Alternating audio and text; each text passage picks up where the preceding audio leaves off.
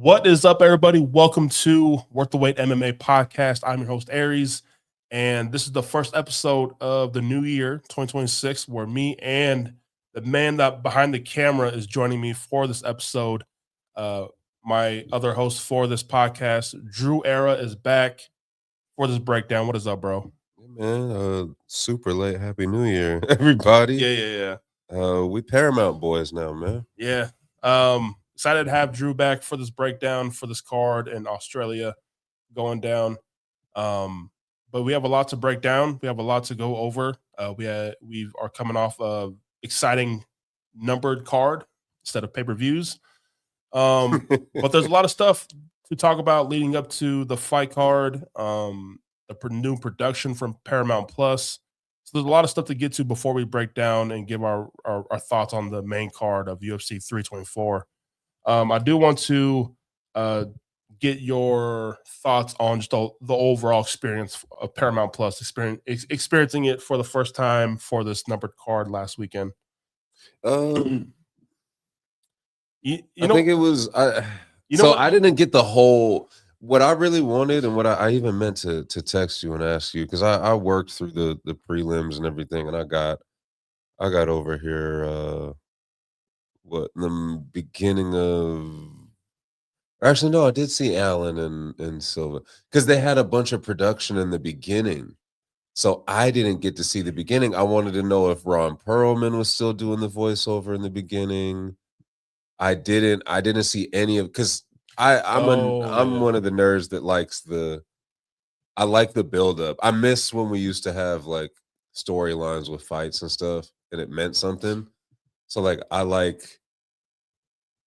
my favorite part of the night on the ESPN cards was that wait when you would order the pay-per-view and then you just sitting there waiting for the intro to start and the stories to be told, and it was just like you get hyped up, and then the music and the highlights and the fight, like so I didn't get to see that. It was with different. This card. It was different this time around, especially taking away buying the pay-per-view and waiting, the muscle memory of switching streams. Like I don't miss buying $85 and wasting that money, but like just the muscle memory of that, of like switching over streams. But the buildup of it felt like an entertainment streamed event, like on a new platform where basically there's no sports that go on CBS except some football here and there. But it felt very ad heavy. Like during the Lewis fight, they had while they were introducing him, they had like a border of like ads. Yep. Oh yeah. It felt very Spike TV-ish. So I think that's what I'm saying. Like it felt like Fox. Like I mean, but that's so. Here's the thing, right? That's what you're gonna get with this deal. Exactly. If you're not, I hate to be the bearer of bad news, but this is what we found out. Like you kind of find out how the hot dogs are made with this experience, because you complained about the consumers complain about pricing, rightfully so. Okay. With pay-per-views. But with the pay-per-view experience, you get the entire experience. You get everything. You get your walkouts. You get your in between rounds in the corners. You get more of the analysis, which we'll get to later on. My main gripe with the first event, but like you get a lot more, right? Because your money is taking place of those advertisements. The DraftKings stuff. You know what I mean? All that wasn't there. That was kind of jarring to me too. I was like, wait, what? That kind of went unceremoniously went away, the DraftKings stuff. But like when you have it now for air quotes free and you're only paying the Paramount subscription price, it's going to be more Spike TV, because now they need to fill ads. They need to make their money still, because they just spent a lot of money for this product. So where are they going to get that money from if they're not getting it from the pay-per-views, if they're not getting it from the consumers? at $80 a pop. They have to get ads now. Their partners. They absolutely. Now their partners are buying that ad space so that now the Kalshi will stick in your head instead of DraftKings. All of the beers, all of that stuff. Now, all of that stuff, that's in place of your pay-per-view money now, which means now you don't get to see the walkout now. Because that time is for Miller Lite now. Now you don't get to see in between corners because that's for Kalshi now. Now you don't get to have this, and like you're sacrificing things that basically you paid for. Now you're not paying. Now you're not getting the same product. It's funny people realizing the things that we are missing, and we took advantage. You don't realize the little Janet Jackson. What got till it's gone. You don't realize what you have until it's gone, and we had it really good. And let's be honest too, there's certain fights, and there's certain fights where like the most entertaining parts of the fight are in between the rounds with something that a coach says, or like imagine right. Imagine the main event of Leon and Usman and not hearing his pops. They're right. Like, come on, like that's an iconic moment. The only thing more iconic from that fight is the head kick itself. And some would argue, nah, that's more iconic. His pops getting him to the point that like he knew he had to do that, right? Like we wouldn't have got that on Saturday night. It would have been an ad. Now it would be dope if like I think it's cool that they showed the more important walkouts, the co-main and the main. But I think main card really deserves walkouts and corner talk. But I get it, we're sacrificing that. Let's be honest though, too. That's part of it. Like with the whole making it to that point, though, right? Is like you fight through the prelims, you fight through Theo Vaughn being the only one watching your fight. Where no one even cares what your walkout and no one knows who you are. And then you move up to ESPN prelims and maybe if you make it to the main card, they hear the last part of your walkout. You make it to pay-per-view, you get to have the whole experience, man. You get to live it out as a fighter, your dream. It felt like a separate event from the prelims. Now it just feels kind of just all mushed together and So yeah, it did take away that feel. But yeah, you got anything else on this? I mean, no, it just I would like to. I'm curious for when I get to sit down and watch an entire card. Oh, and take in the whole thing, and again, like I said, like with Kate Scott, because I know her from soccer on CBS. I was watching her earlier today, like in soccer. I'm curious to see how that whole had the feel, the back and forth, because I asked you briefly about it, and there was some slip ups and hiccups, which first time is to be expected. So going forward, but then shit, I'm on this podcast. I don't pronounce all the names right and shit. Like I get it, but to replace Karen Bryant, which no disrespect to Karen Bryant, I don't know. Like, I really like her personality. What's her name?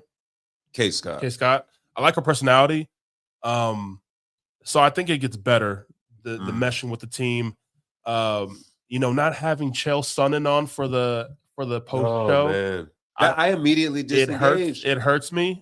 Not having. I even said I miss Anthony Smith, man. Bro, I miss that ESPN team. I would even take him with Brett Okamoto. Like I missed those guys after the cards, breaking down, talking about the cards.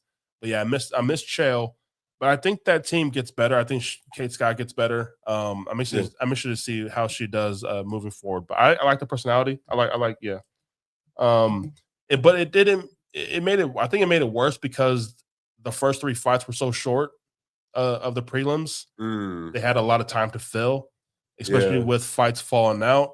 I think it made it worse. So I think not every card's going to be like this to where it's so ad heavy.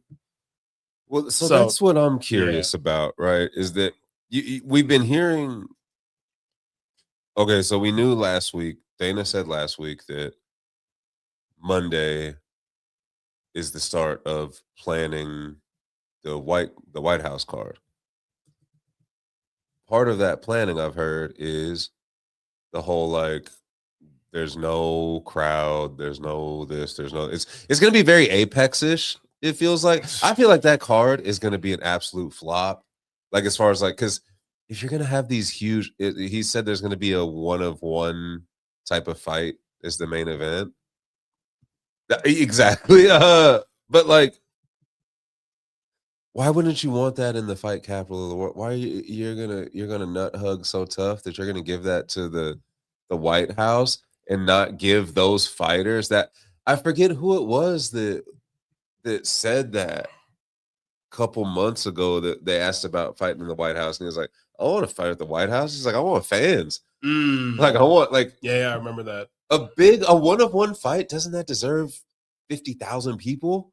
Doesn't that deserve a huge crowd? Like, but besides that, to the Paramount stuff, like with that, it's like part of that is there's going to be no ads. They're trying to do as little ads, like as far as like in the cage, sponsorship stuff. They're trying to keep it as funded by the UFC as possible. Which I'm hearing the ballpark number is like 25 mil out of the UFC's pocket. Which sounds crazy cheap, if I'm being honest. I mean, compared to the Sphere card, I mean, like, yeah, I mean, and considering how much money the UFC has, they just, I mean, for how much Paramount just gave them, that's that's nuts. Cheap money, yeah. So I wonder if I wonder if we're gonna get more than on that card, or like the what is it, however many 6 or whatever that they're gonna do pay-per-view premium or whatever the hell they're calling it cards. Like we'll get the whole experience then, right? Because at least we're paying for it. I'm not buying the 6 champions fighting on this card. I'm not buying that. No, you're not gonna screw up the whole business model. To line up each champion to fight on this card is ridiculous. It's pretty crazy. That's I'm not buying it. And it just it slows down the whole every weight class for the second half of this year. Yeah, like it screws everything up. I think my last thing on Paramount that I think would be interesting, the business side of me. CBS, which is that's Paramount. CBS does, or they used to have the rights to inside the NFL, which they would go and they'd break down every game. And that's where you'd get a lot of like the mic'd up footage and the behind the scenes and inside stuff. And I think if CBS were smart, if Paramount were smart, I mean, that's got to be your sell. That is like a premium package, or even like just going to the section on Paramount of the UFC. Which sidebar, have you got? Is that in the library yet? Is 324 already loaded up yet? I haven't gone back to watch any. I'm curious to see how quick they're going to make that happen too. Because I know ESPN was on top of it after the day after. I mean, it was there. Yeah, I'm curious to see, especially like with it being free, if they're going to be like, yeah, we'll get it when we get it, or if they're like, no, we'll get it to you quick. But like, I think it'd be interesting if they even sold that as like this is where you can get your walkouts. This is where you can see the corner footage. This is where you can see the backstage locker room sparring or like all of the stuff that we didn't get that we're used to with our experience. I think there's a way to capitalize there. Or we just see this weekend and see if like they listened, or if it's just such a bang, we're locked in on this that we'll have to wait to see if the changes are made and if the company listens to the fans, because that was the main thing over the weekend. Was just like everyone, the production wise, was just being disappointed with the ads and that we didn't get to see the stuff we're used to. Yeah, that we're accustomed to seeing. But again, you pay for what you get. You know, you get what you pay for, and we didn't pay, so we got what we got. $85 is, it's a lot. We'll save the $85 for walkouts, especially when they're doing back-to-back numbered cards like they usually do in October. Usually have 2 pay-per-view fights, and we've got to pay that much. Like, I'll take those are killers. Yeah, I'll take you guys. As long as we get to see co-main and main walkouts, which I thought was, thank God they showed that. Yeah. I mean, that was cool.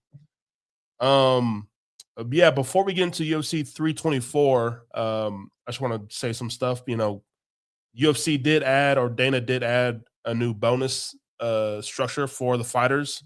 For each finish on the card, for each fight, you will get $25,000 added to your win and, you know, walk-in money. So that's nice. And then fight of the night, you get $100,000. So I think that's great. You know, me and Drew are big on fighter pay, and which I think everyone else is. You know, these fighters should be getting more. Now we can talk about and bicker about the $25,000, but at least they're doing something to. It's better than what it was. To bring out more violence in these guys, and like they're actually having something to walk away with after they finish a fight. Because some of these fighters are getting 12 and 12, which 12 to show up and then 12 to fight and win the fight. Yeah. So if you guys don't win the fight, you're getting $12,000, which is crazy when you're risking your life and getting your ass beat. So to have this incentive is really, really nice. Hopefully it goes up, but I doubt it. Dana does the bare minimum. But yeah, $25,000 for a finish, $100,000 for a fight of the night. I think it's a great step forward in the right direction. So I'll take it, man. And then UFC 324 had 3 fights fall out from the card. We all know about the Amanda Nunes and Kayla Harrison fight dropping out earlier. And then we had the Johnson and Hernandez dropping. Now that fight's very interesting because they cut that fight because of interesting betting activity. It was irregular betting activity. So Dana cut that fight because a lot of money was coming in on Michael Johnson, and he didn't want to deal with this stuff again because we just dealt with it last year, and stuff with the James Krause stuff and the betting stuff and from that gym. So I'm sure Dana's really sick and tired of doing this betting stuff and all that stuff again. So Dana cut the fight and just took the fight off like that. So I get it, but for me, going forward are we going to cut fights if we are seeing lines crash like this? What if a big fight and people want to bet on this fighter and we're seeing a line crash and Dana's like, you know what? Cut that fight because I don't like it. I don't like the way the lines are moving. So it's just, I get both sides of it, but like, hopefully this doesn't happen to a big fight on a big card. You know what I'm saying? So, yeah. So I'm curious as to how much money has to come in and how much activity has to come in and at what time for him to for it to flag for it to be flagged and the commission to come in and say, hey, something's up here.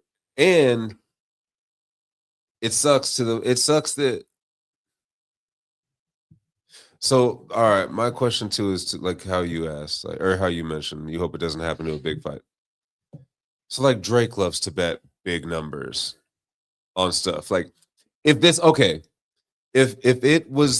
were the main event, if it were even O'Malley and Yadong, right? Would Dana have scrapped it and been like, you know what, I'm not going to deal with this shit? Or would he have been like, you know what, we need this fight because we already lost our co-main event. Let it ride, right? We're just going to ride this out and we'll deal with the investigation afterwards. And whatever happens, happens. Because it's just too big. Like, what is the line? Because, yeah, Alexander Hernandez and Michael the Menace with his 16-15 UFC record, that's not one that's moving the needle. Now, again, and it's the same with the NBA with Jonte Porter. Like, no, it's not going to be with, and we've talked about this before on the pod, it's not going to be with the guys at the top tier, most likely. It's going to be the fringe guys. It's going to be the guys who need that big check.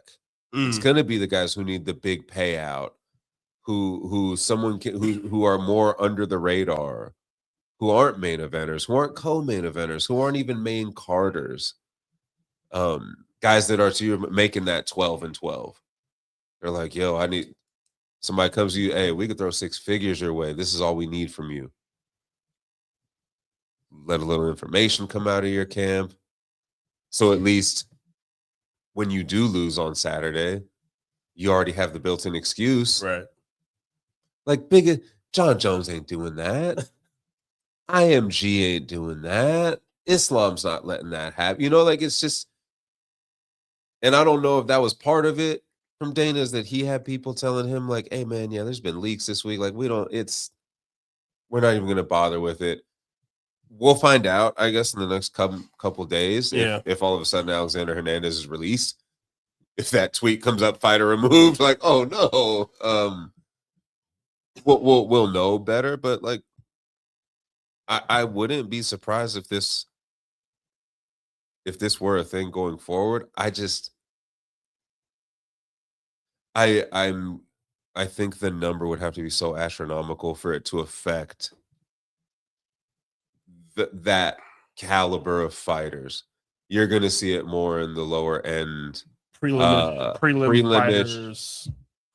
kind of guys, or the younger guys that you know that are looking for that quick payout. Because again, it's the NBA is having it's a shit show right now with that kind of stuff. There's all kinds of Chauncey Billups for a head coach for guys. I mean, granted, it had nothing to do with basketball. That was off the court stuff, but like gambling is so much more prevalent and it's not taboo anymore, and it's legal damn near everywhere, and it's honestly more dangerous to places that it isn't.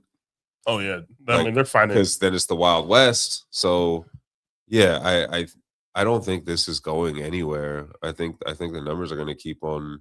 I'm curious as to what the UFC's reaction is going to be, because soon they're going to have to police it one way or another, like sooner or later, to even have the like, because I guess dependent on like, you can get away with this and still have a professional fighting career down the line. I feel like maybe Dana's scared that, you know, the stuff that goes on with boxing, or the big thing with boxing is like all the rig shit, you know what I'm saying? And what's his baby right now? It's Zuffa the boxing. So I know that Dana's like, I don't want anything. He's going to be so heavy-handed with it. Yeah. And he's like, so that's what I'm, again, if later this week we see the fighter removed from roster and it's Alexander Hernandez, it's like, okay, he's just going to get in front of this shit before. Because that's the thing too, like Dana he's an overreactor. So even if a fight gets flagged, he might be on some shit like, you know what? Nope. Not even, like he said at the press conference, not going to deal with this shit. I mean, they have Dana White Contender Series year round, so it's gonna. We'll find someone else. We'll find someone else. There's a spot, yeah. Bro, there's already the conversations leading into 324 that I heard was one of the things that the UFC can fix in 2026 is shortening cards again. Back to 10 fights. You don't need the early prelims. Give me 5 prelim fights. Give me 5 main card fights, and that'll do it. Speed up everything. Events will be smoother. Roster needs to be cut. Let's not be silly. We don't need more UFC events, man. We don't. We're barrel scraping as is with some of these events, and we're as big a UFC fans as anyone, and we can admit that. And just think of how stacked you can stack a card with 10 fights. You can have maybe more, maybe a little bit more, not so much cards, but stacking a 10-fight card with talents, you know, like the UFC used to be exclusive. So if you go back, it used to be a big deal to be in the UFC, and now guys are willing to gamble their UFC career, literally gamble their UFC careers away. Like, because there is like, I think Dana should be heavy-handed. It puts a stain on the company and the sport. It makes him being the face of, like you said, a boxing company that he is in love with right now. Boxing promotion, being the face of that, and being linked with gambling and stuff with another fighting promotion that you run. Like, no, he don't want anything to do with that. And again, as we'll get into with the preview for 325, Dana White Contender Series it's never stopping. It probably needs to. Granted, it's produced like, but like, dude, we are at full capacity on the roster, my friend. Like, for one, cut Road to UFC because this shit's getting out of it. Like, these guys are not. I'm so sorry, guys. You guys probably beat my ass, but you guys are just not going to do anything. There's nothing good. There's nothing good or a fighter that's come out of the Road to UFC. I don't think. And like, the Ultimate Fighter is like, what are we doing with that show anymore? Like, just cut that show too. Like, but the problem is they monopolized the market. You know, they've bought everyone out.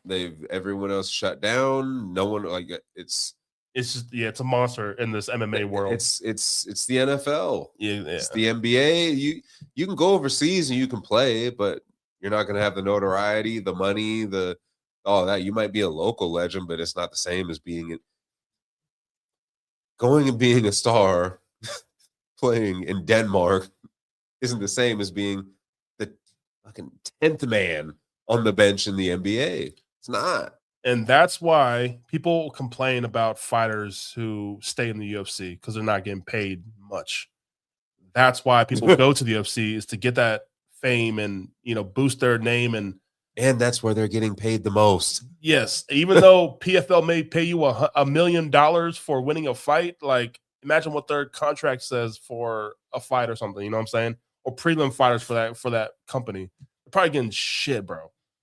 I probably made more last week down on the strip than like these prelim fighters. And no one is watching the PFL on a Wednesday night, like during the week. Like, and mind you too, like, that's paying them, and then they got to go pay their gym, and they got to go pay this living costs. They got to go pay, and it's like, and like, it's a whole thing. So yeah, like, but again, that's why guys are willing to just be like, you know what? If I can make a quick 6 figures and just get up out of here without getting caught, I'll do it. Yep. Sure. Let's get it. Because I've been basically paying to fight professionally for my whole career now. Like, and I haven't netted anything. And boy, it's do or die time. So no, I don't think betting's going anywhere. I think Dana needs to be swift and heavy-handed with the people that, like, again, if you even get flagged, I think it should be like steroids in baseball or whatever, where it's like, all right, this is a suspension. You get what did Usman just get? Like 2 years or something, or 3 years for the performance enhancers. Like, it should be like that. Like, oh yeah, like 30 months. Bro. Yeah, like, you get flagged, you're out for a year immediately. And no, you can't fight anywhere else. There's a non-compete and all that, and you're in breach of your contract. If you can make it work out so that these guys are so scared that if they even get flagged, that they're not even willing to do that. Yeah. And I hope that that's where it ends up. Because, yeah, I don't want to worry about watching fights and thinking, like, man, that's kind of goofy, man. Like the way Derek Lewis fought. Like, not that he took a dive, because I don't think he's not that. It didn't even look like he connected with his shin. He just fell. Like, yeah, and then like he didn't fight. It was just if that happened on a prelim or an early prelim, it'd be like, on the ass, bro. Yeah, like, you're not even trying to make it seem suspicious. Like, you're a terrible actor. You're really bad at this. I hope they paid you a lot. Like, yeah, but and on top of that, if you just want to get down to it, like, the fact of the matter is, you're costing Dana money by losing a fight for him. You're bringing bad press to the company. Like, there's a million reasons why this is wrong and why you should do it as a fighter. If for no other reason, like, don't piss off Dana, you idiot. Like, no amount of money is worth that. Because if you get to a certain point, you will be good. Because he's always going to take care of you in one way or another. Dana bad side. Dana's a petty motherfucker, guys. So don't do that. Petty. He's out here getting my damn website shut down that I used to watch all my pay-per-view and all my free shit. Which one, man? He's gotten so many of them shut down. He got PPV land shut down on me. That was my goat. RP to Stream East. He got my VIP. Like, they got to switch names every week. No, man. Dana's Tom Petty. Don't play with Dana. All right, guys. We're going to talk about UFC 324. Probably discussed about the main card, and then we'll sprinkle here and there about the prelims. But just want to talk about some of the fights on the main card. But yeah, Paddy versus Gaethje, man. A brawl, a scrap. I think it excited a lot of fighters and a lot of fans who are tuning in for the first time, maybe. But I am very, very disappointed in my guy, Paddy the Batty, and his game plan, thinking he was going to knock this man out. I know he got maybe close a few times. I don't know. Justin looked like he was stumbling here and there, but you have to kill this man, Justin Gaethje. And I don't think Paddy has the power to do that. So to stand and trade with Justin Gaethje is a choice by the gym and the coaches from Paddy. The game plan was just, I don't know, man. I was shocked that we didn't see more attempts of wrestling or even being a threat in that area, to be a threat on the feet and open up that. But yeah, there goes your chance of holding the belt for Paddy. I mean, anyone ranked above Justin Gaethje is going to be a tough task for Paddy, I believe. And that there goes that chance, I think, man. I think Justin was your best chance of like getting a belt and holding the belt. So it's rough, man. How much do you put in? Did you hear Paddy talk about how he took the shot in like the solar plexus? Oh, and yeah. That really like stunned him and hurt him and kind of threw him off. And then I've watched follow-up footage, and you can see like clearly when the uppercut, it was an exchange uppercut, didn't even look like much, clipped him like right dead in the shit, and Paddy, like you saw him like kind of fold in his face. And I don't know if that affected the game plan. I don't know if that affected his mental, because he's never been touched like that before. Because that's the thing too, right? It's like, when you get touched like that, like by hands like that, that ain't Tony Ferguson, man. That ain't Michael Chandler. That's none of them dudes, man. That's different. Yeah, it is. I know it's easy to say in retrospect. I did have Gaethje in the fight. You know that. I didn't have it on wax, but I had Gaethje in the fight. I thought Gaethje was going to put him to sleep. That's how I thought he was going to get it done. And honestly, I thought that was the only way he could get it done. Because I thought Paddy was the better. I thought if either one of them decided to go to the ground, that Paddy would have the advantage. Which we didn't see either. It was a fun fight. It was an entertaining fight. Yeah, it was. It, in retrospect now, kind of looks like, okay, that was decent. Like, because at first everyone was kind of confused, like, that's what we're gonna do for 55. Like, that's the title fight. Like, we kind of understood it with Gaethje, because like he's had Dana's back and helped him with shit, right? But like, just like, and then it was like clear that like, oh, well, this is supposed to be the star making for Paddy. And another conversation we'll have is like, that commentating team during the main event was a fucking embarrassment for the company, because it was I don't even know it. It was disgusting. Like, listening to them, just it was so evident that Paddy was. There's a video even of Dana putting the belt on Justin. It's been circulating, and it's one of those classic, because we know Dana, like we all see it when he puts the belt on someone who he's like, God, like Bilal, and like man, he's just like, he's putting the belt on somebody, he's just like, God, here, and he just like kind of just like clamps it, and he's just like it, and he just turns and walks off. And it's because they wanted Paddy to win. It was set up to have him win. They wanted that super fight with Ilya that they could build up to. And I get it. They put him in there with a monster, dude. Like, and the funny part is, and I heard Luke Thomas and them talk about this earlier, and it hit in my head too. I was like, damn, they're absolutely right. I leave that fight now, and like, all I thought was like, well, Ilya's just gonna absolutely murder Gaethje. If you thought Volk and Charles and Max and all, if you thought they looked bad, wait till you see what he does to and Justin Gaethje is one of my favorite fighters ever. wait till you see what he does to Justin Gaethje, because he was walking through Paddy's shit. And again, that kind of wasn't a fraud check, because I think Paddy comes out of the fight looking better. I think he won ultimately. One of those weird things where, like, when people get their ass kicked, we're like, man, that's tough. Respect the toughness, like, right? Yeah. But like, not just, but like, we also want to talk about like the fact that, like you said, like just a batshit game plan. Execution wasn't all the way that the eye pokes and shit, that was annoying and stuff too. And the eye poke stuff we got to figure out in 2026 also, because that's the thing that's happening with Namajunas now.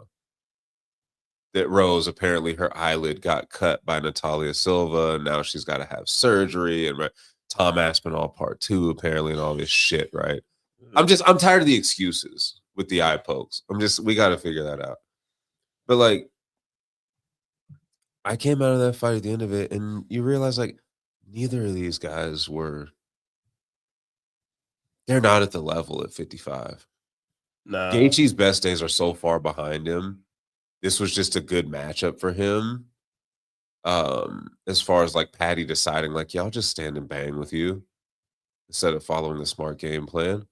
And then you see Paddy too, and it's like, well, no, you're not at the top tier either. So we were praising the maturity of his last performance against Chandler. Me and Drew here. Paddy winning that fight the way he did. I thought we were going to see another level up of Paddy in this fight, but we didn't. He just fell into the trade and entertain. Well, and also against a lot better version of a Michael Chandler. Right. Because here's the thing too, is like, let's be honest too, like Chandler's fucking washed. Chandler's low-key been garbage. And Paddy just made him look like a goof. And the way he did it looked like there was this evolution happening. And yeah, I feel like a lot of, myself included, was kind of let, and I'm not a Paddy fan, but like I was let down by like that's, you've been evolving these past couple of fights to the point that like now I'm like, all right, dude, I thought you were a fraud, but like you're legit. And then you just kind of, you didn't flush it all away, because again, like I came out respecting, but like it was just like, this was his chance, man. Yeah, it was. What better chance is he gonna have going forward?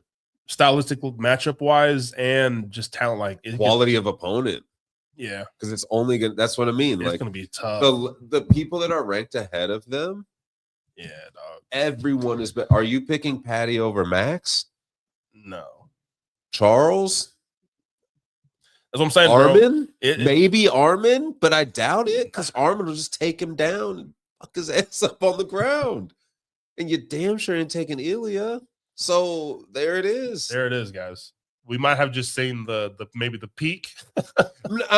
Here's the thing, like he's young enough too. They're like, I don't think that was the peak, but like I think that the road back is. I think the road back is longer than the road that it took to get to this spot. Oh, absolutely. And I think the matchups get tougher for you too. Like we have a big weekend at 55 coming up that are a lot of, for me, I've heard people talking about, we'll give him the loser of the BMF. I don't want to see that. That's not a good bounce back fight for him. Nah, I think you should be fighting like one of the winners or even losers from this weekend's fights.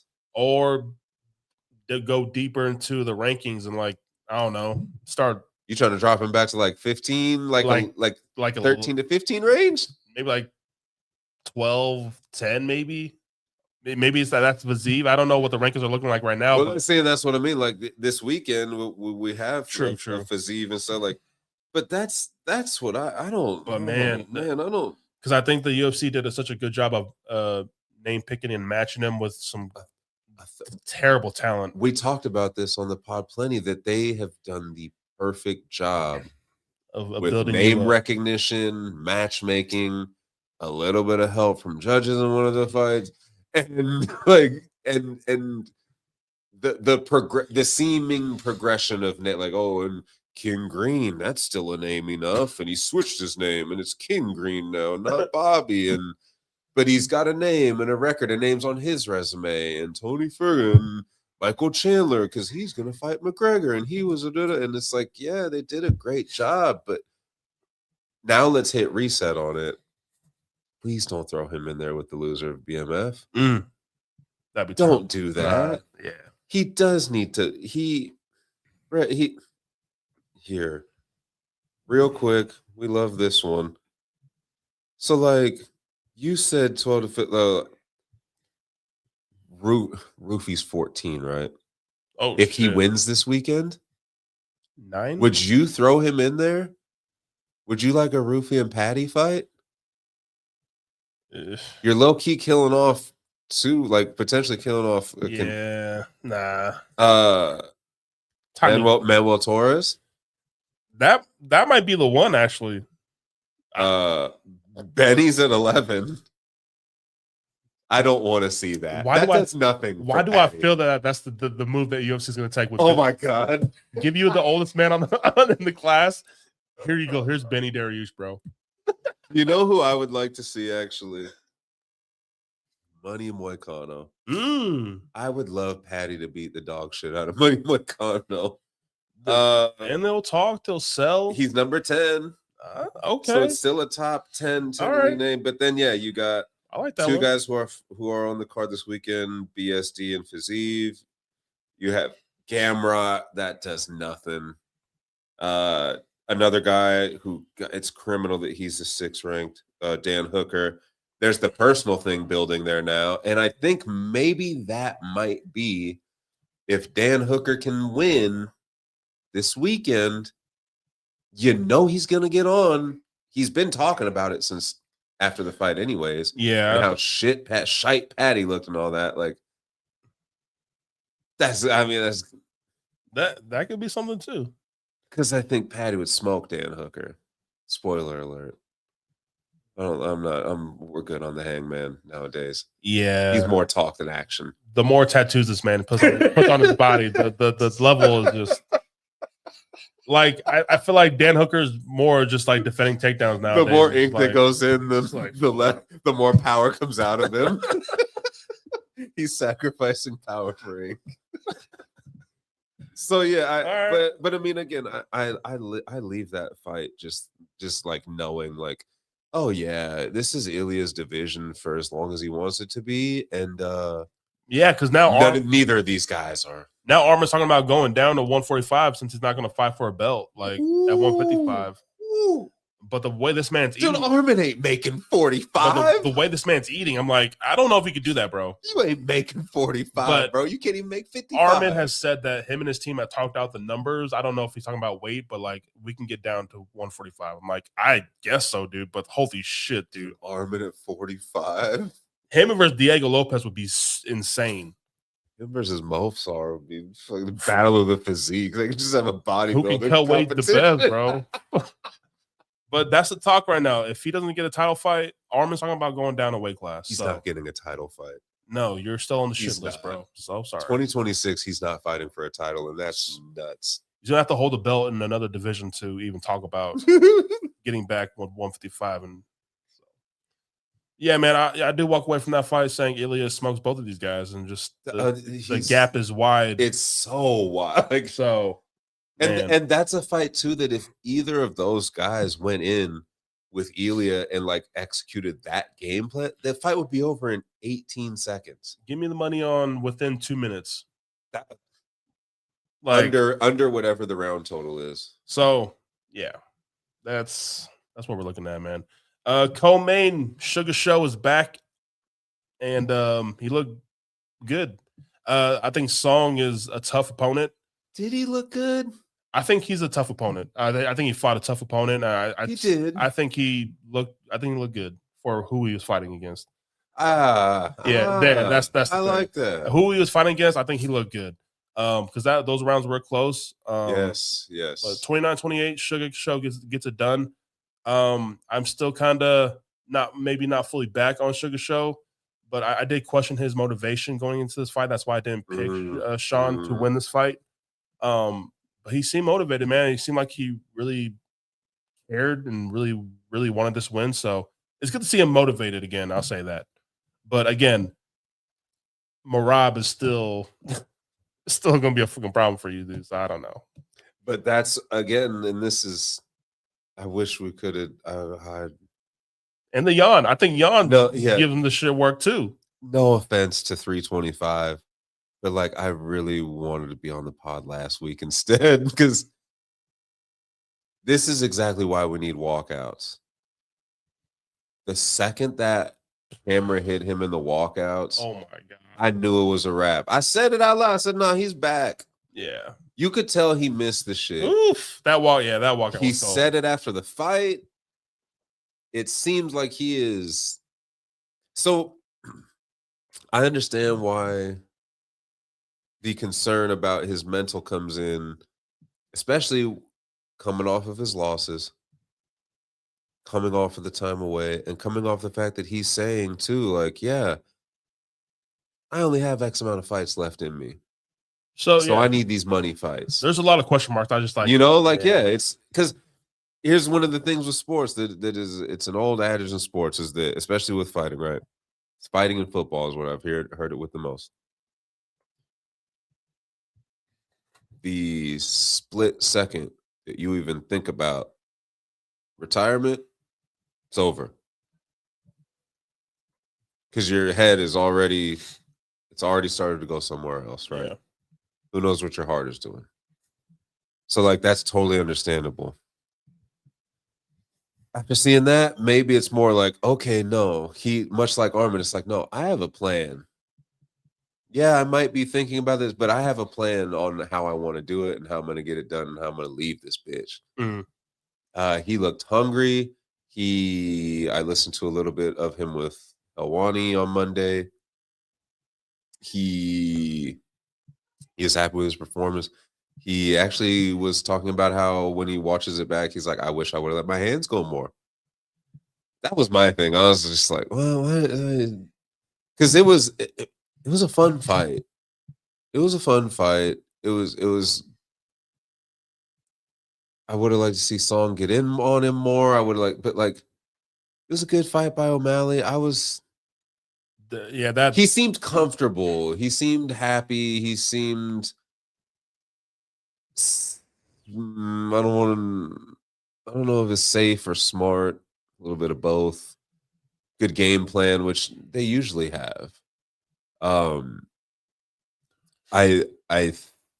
think that Dana protected him a little bit with, again, like the Paddy thing, like very good matchmaking, because Song's a great name, and Song, you can still kind of sacrifice him at this point in his career to an O'Malley to push. So like it's like a win-win with the matchmaking there, right? And now it was a name that's big enough that conveniently your biggest kryptonite just lost his belt, and a guy who he wants his get back on you. Yes.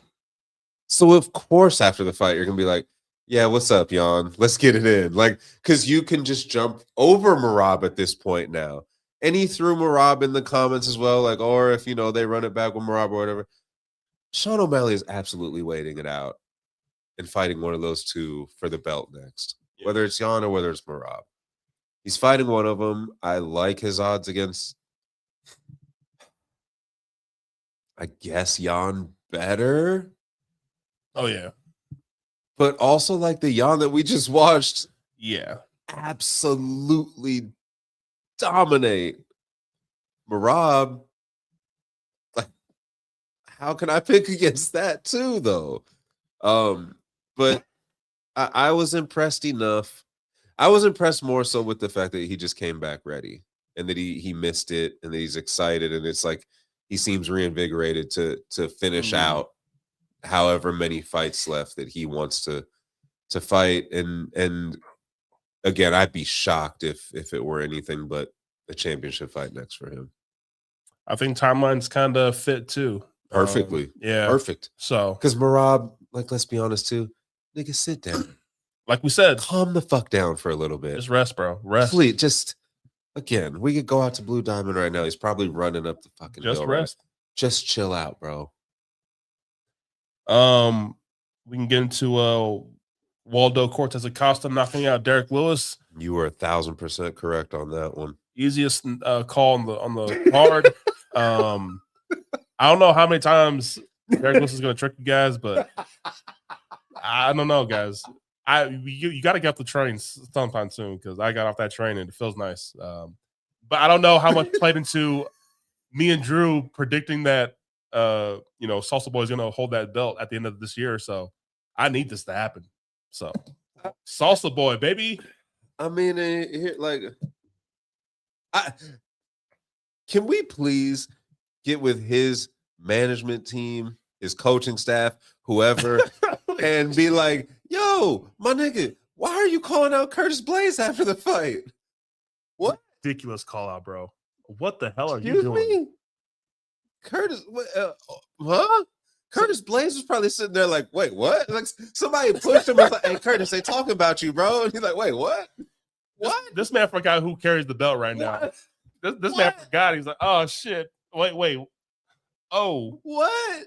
Was it lost in translation? Did he mean Cyril gone or something? Oh my God. What? Bro. Curtis Razor Blades? This man pulled the Carlton in the basketball game where he threw up the Hail Mary. Like you just won, and then the call out just airball, bro. What the nigga with the lisp? With the stutter? Oh, this man not even ranked above you, I don't think, bro. No, what? No. That's crazy. So, Dana's gonna give it to you just because, like, sure, dude. Yeah, but no. Go ahead. Okay. So here's where you find out, right? Here's where you find out the future of the heavyweight division. Because if Dana gives him anything other than like, okay, you're gonna fight for the belt next, or like, then forget about it. He doesn't give a shit about the heavyweight division anymore. Like he's got his heavyweight champion making videos again for a second time. Did you see that one? I didn't. Bruh. Any video I see of Aspinall, I'm like, nah, fuck out there. They asked about him at the press conference. This he records himself watching Dana talk about him at the press conference and then make a response video. This is that they're starting to get in a dark room. They're starting to throw in a dark room with his glasses on. They're starting to throw shots at each other. Like this ain't gonna end well, man. And it sucks because hopefully the rest of the heavyweight division don't like fall victim to it. Cause like this could drag on for a minute. You gotta just say fuck it, throw the interim out there, or just strip him, which would be so hilarious after all that happened for him to get the belt. Not even win the belt. That'd be funny. Still hasn't defended it. Like, and then to just be like, yeah, well, you're blind, my nigga. So we're gonna go ahead and keep this division moving. And we have a guy who's willing to stand and bang and wants to fight. Little salsa boy, he's learning more English and shit. Like he's making terrible call outs, but we can work with him on that. Like, and that was in October, bro. Like it feels like so much has gone on with just how. That's when all was October, end of October. That feels like that was like 6 years ago. Yeah, bro. And just how much of a foolery this man has made in himself in a short period of time.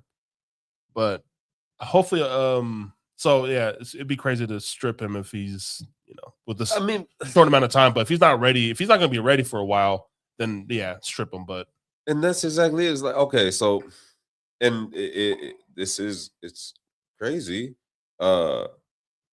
Curtis Blaze, well, they haven't done the new. Oh, no, it is. So they updated yesterday. The rankings come out Tuesday. Curtis Blaze is still ranked ahead of Salsa Boy. He's number 4. What? Curtis Blaze, what? Everybody just stayed the same. There was no movement except Marcin Tybura moved up to number 8. What the? And Derek Lewis dropped to number 10. But the top 5 remains the same. Gone, Volkov, Pavlovich, Blades, Acosta. Jeez. Jalton, Almeida right behind, and then you go down and you got the 2 this weekend. Like, so it's nasty out here, man. But still, like that's not the call out you make. Nah. You don't even fight one of them Russians. You just wait for the heavyweight title shot. You've won 3 in a row. You did Dana the favor of flying. Like you mentioned last week on the pod, you short notice, you flew across the world, you went, knocked this nigga out, you come back, you knock out one of the fan favorites, apparently one of the fucking goofy president's favorites, you knock his dumb ass out, make him look like an amateur in the process, make him look scary in the process. Your team needs to sit there and say, brother, you sit on your salsa ass hands and you don't do shit till they offer you a title shot. Period. Point blank, period. You say it in Spanish or English and you tell Dana, remember when we flew that and we said, yeah, bro, now it's our time. I ain't fighting one of them big ass Russians or that, but I'll fight that French nigga, sure, but that's it. There's 2 fights you're taking, Gone and Aspinall. That's it. We had Natalia Silva versus Rose Namajunas. I mean, I don't walk away from that fight like, oh, Silva's, oh yeah, yes. No, I'm like, all right, that was cool. That was a nice performance. It's, whatever. Lots of kicks, lots of kick attempts. Yes. The gymnastics were incredible. If you were into kickboxing, that's for you. And then we had Gene Silva versus Arnold Allen. Round 2 was phenomenal. Probably round of the year contender right there. Maybe fight of the year contender for whoever's feeling that way. But Gene Silva gets his win. The emotional crying man is back in the win column, and yeah, it was a fun fight though. If that Arnold Allen shows up against in the future, he's tough to deal with. I think he beats a lot of people in that 145 division. That Arnold Allen, I think he should stay at TriStar. I think he should just keep doing what he's doing because a lot of people are not as durable as Gene Silva, but that Arnold Allen is great. We need that. Yeah, that was what I had. I had Allen going in. I just can't get there with Silva. I get it. I hated picking that shit too. I can't because like I don't even know. His style. His style is just so beatable to me. I'm waiting for that. It's very home runish, like just and like you're very tense watching a Silva fight because he throws these shots that you're just like grabbing. You're like, oh shit, if he hit that, but it's like, oh, but then he doesn't, and he does that a lot. I'm waiting for that fighter to touch his chin and he goes out. Like, yeah, the defense is not there. Oh my god, no. He's willing to trade. No, he throws that predictable ass spinning back elbow. That's what it is with me, right? I think that he is getting somewhat predictable. So I think if you study enough film on him and tape on him, you can pick holes in his striking game too. That like, oh, I can see what's coming, or I'm seeing. Arnold Allen was seeing a lot of the stuff that was coming from the rush or from the outside. Once they got inside, started dancing, he piecing them up. The thing is that if you look ahead for Silva, it's like, okay, well, who's equipped to really deal with that? He jumped up to number 6. He jumped up from 10 to 6. You got Aljo in front of him. I think he can sleep Aljo. Me too. You got Laron in front of him. I think it's a good fight. I think that's a good fight too. I think that's an interesting fight. I like that. More interesting than like you would when you immediately hear, you're like, and then you think like, oh no, actually, I like that fight. Yair's punk ass. He gonna bully that little man. Yair, and that's the thing. I would love to see that one next. I think Yair still needs to. He's still top 3, isn't he? Like number 3. If he gets a title shot before it's either of the undefeated fighters, I swear to God. And the problem is that if Lopes does win, that could easily happen because there's still so much heat there. But there's Diego and there's Movsar and the champ. So like when you go down that list, you're looking at Yair and Laron, like, and Diego's they've already fought, but like that was, you could see a run back of that and Silva beating him. Diego fights stupid. Yeah. Movsar. No, I don't see it.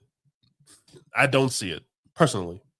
So like just someone to mix it up on the ground and the feet. Who I think Murphy. Like I don't know, man. We're big fans of LeRoy Murphy, guys. We really are. So I'm a little bit higher than a lot of people are, but I like the stylistic matchup, man. So I mean, like, there's like, as much as I hate to admit it, like, but rumors are flying around of Evloev versus Murphy in London. I would hate. What a waste. That's flying around right now. What an absolute waste. Why would you waste two contenders? Two undefeated contenders. And now you're just wasting the title shot this weekend where one of these people could have been fighting the belt, but no, they have to fight each other. But now we're just running back this dumbass rematch. I don't know, man. But Silva look, Silva look good, man. He does. He did, and another one, much like Paddy the bat, like I don't think Arnold Allen loses a whole lot of stock. I don't think so either, dude. From the loss. I think the worst thing that happened to Arnold Allen in that fight was a stupid little fucking surf move that Silva pulled. That's turning into incredible AI videos now. Yeah. Of Silva using Arnold Allen as a skateboard or a surfboard. but again, like he to your point, TriStar, that's a big move. I like it. Big move. Guys, coaching matters in MMA. Been saying it for a while now. Like coaching and game plans and all that shit, it matters in this sport, just like it does in any other sport. Frosty, I'm still doing it out here, man. There are some fighters I want to go over in the prelims. I think Umar Nurmagomedov stock went down this past Saturday. I know he beat Figgy, but for Figgy to land 8 strikes that whole 15 minutes and for you not to put him away, I think that's kind of a not of a good sign, bro. I was expecting for you to finish. I did bet that, but I don't know, man. You just fought safe, and no, I'm not looking for safe. I want you to go make a statement, and you had a chance, I thought, but you kind of let off the gas pedal in the late second or in third round. So the Umar, yeah, he's racking up wins, and they're impressive. Batista and now Figgy, but I'm just not.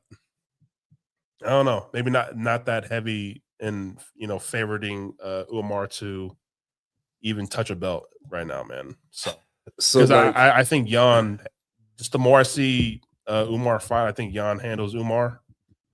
So that's what I was gonna say. Like, it's funny that in that division from last week, like O'Malley was a really big winner because you get Song out of the way, and to your point, I didn't see the Umar fight.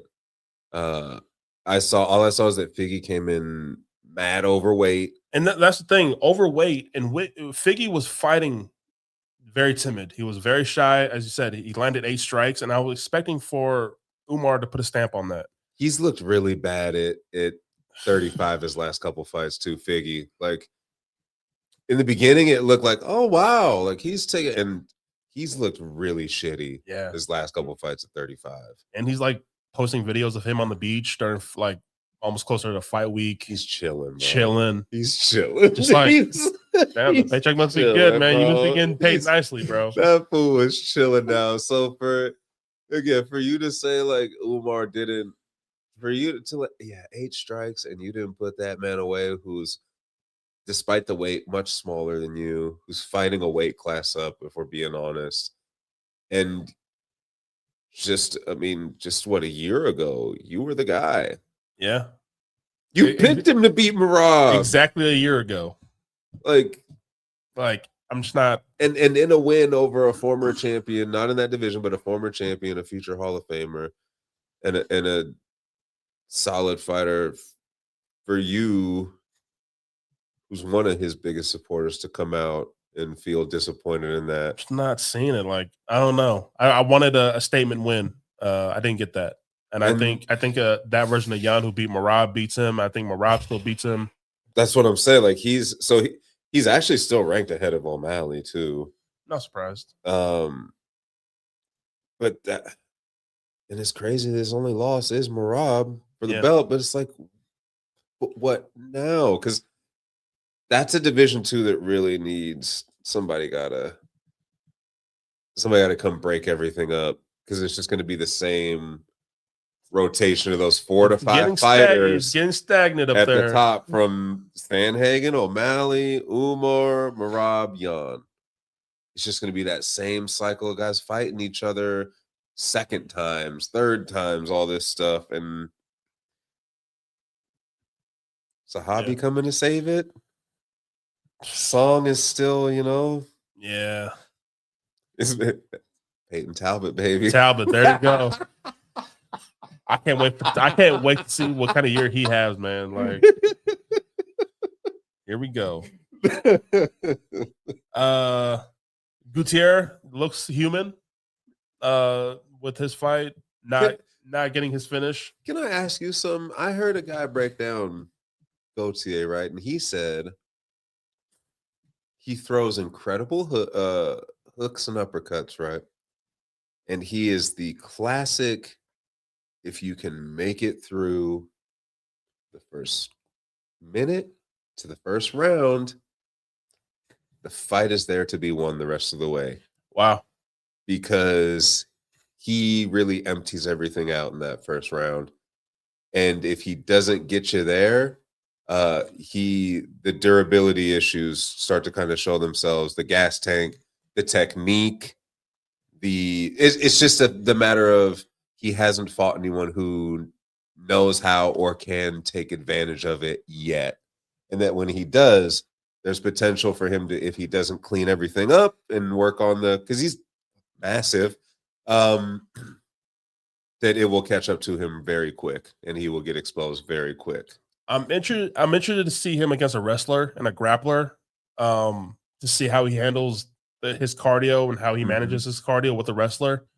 But the technique stuff, maybe it does go out the window a little bit after that first round, but I was still impressed with how he kept his composure even after the first round. I still believe that Polyev did have a good footwork, and I think he had a good game plan of staying away from the power shots and moving to the left constantly and landing his own shots. So I respect the opponent in this situation. But I still think that even with 15 minutes, I think Gauthier landed big shots, obviously, but still had a bit of technique and wasn't as gassed as I thought he was going to be after the first round. So he still kind of fought smart in a way and kept the game plan. So it's not all hope is lost after the first round, I'll say, against a striker. So it was good to see him fight a full 15 minutes. Nikita Krylov, favorite underdog poster for me on this card. Bukauskas, he misses his training partner, Tom Aspinall. Charles Johnson drops the ball. You know what? I watched some of the highlights of that fight, and I don't know if it's because his goofy fucking haircut. Just cut the rest of that shit off. Go right ahead. Just cut it off. When that nigga he caught that right. The way he bounced, I was just like, this good. It looked like an old man getting knocked down. And I was just like, this goofy ass man. Fucking Charles Johnson, dude. Outspreads is back, maybe. So that's crazy, man. Josh Hokett getting the finish over Denzel Washington. Tell me something, man. Is he for real, dude? Because I really want him to get fucked up. I want that too.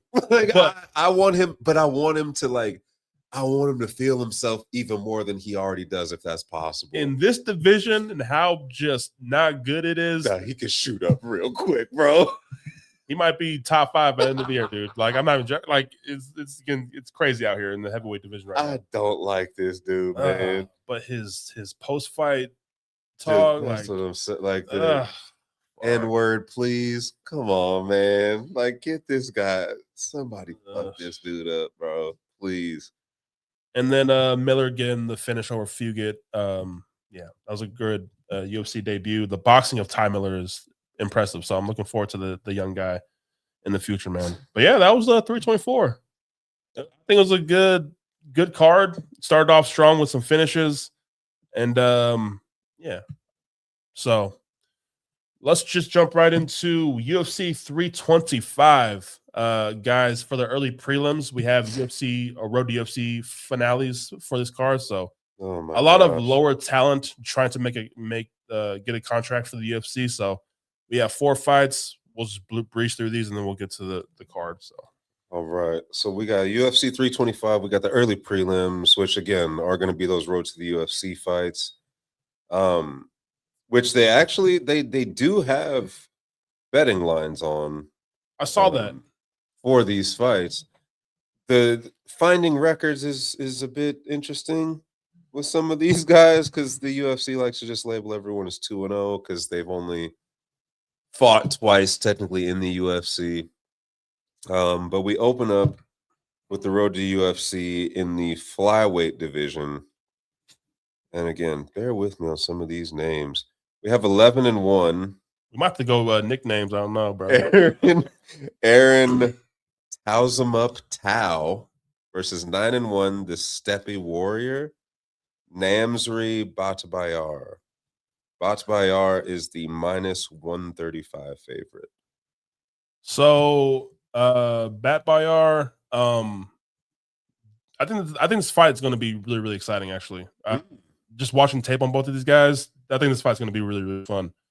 Batbayar has more of the jiu-jitsu ground game submissions.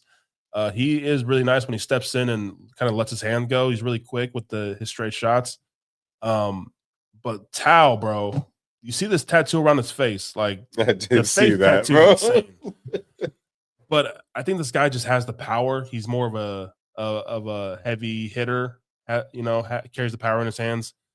But he looks like he carries his the grappling too. I'm gonna lean the underdog here with Tao. I just the strong physicality when it comes to grappling. He fights like a savage. This man's wild. I mean, he may be just bringing in the brawl of the fight in this fight. So I think he makes it messy. I think he lands big shots that may change the trajectory of this fight for Batbayar. So I'm going to lean the underdog here with Tao. So there's a question. Do we consider these like, are these going to be like, this is officially like an underdog pick? This is an underdog pick. Even though it's like road to the UFC, he is we're still counting it. He is a slight underdog. So that'll be the underdog number one. Next, we go to the bantamweight division, where we have the +210 underdog Lawrence Liu against the -258 favorite Rangbo Sulang. Sully. I'm Sully too. So Liu is I believe he's out of City Kickboxing, the gym. But man, this guy doesn't move his head at all. Just keeps it on the center line. He fights very square shoulders. He does throw a lot of output, but the head movement is not even there. Sulangrangbo, though, he's a very disciplined striker, solid counter striking, and I have him winning this fight by knockout. And I'll go. Shit, I'm gonna go round 2. Since I'm using Tapology now instead of ESPN, so I'll put it in for you guys. Pause. Next, we go to the featherweight division. Sorry, we have the +120 underdog Keiichiro Nakamura taking on the -142 favorite Sebastian Szalay. SZA. So Szalay, I actually think this fight's going to be really, really exciting too. I think that this is a very interesting fight. Watching the tape back on these guys, Szalay has a bit more veteran savviness to his game, a bit more well-rounded fighter. But he has been knocked down in his fights that I've watched. He got rocked, but has rallied back and So I like Zalay's game. I like his pace in his fights. Keeps the outside distance really nicely and lands his shots when he steps in. He's really quick. I think he has a karate background. But Nakamura, though, he's more of a looking for that finish shot. He's very long, very tall Japanese man. He seems for the 145 division.